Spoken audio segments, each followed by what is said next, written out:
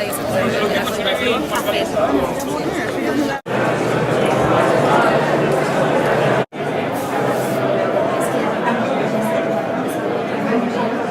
Eurovegas no hi és encara, per tant no puc dir sí o no, no hi ha un projecte.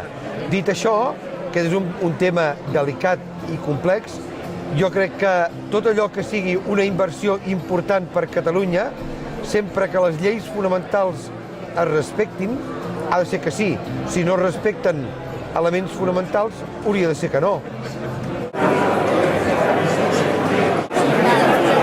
Però uns pressupostos així no són correctes per Catalunya, són impresentables a Catalunya i, a més, no és de rebut que si a Catalunya hem començat a fer els deures, aquí ens ho imposin una doble retallada, un doble ajust pressupostari sense tenir en compte la feina que Catalunya ja ha fet.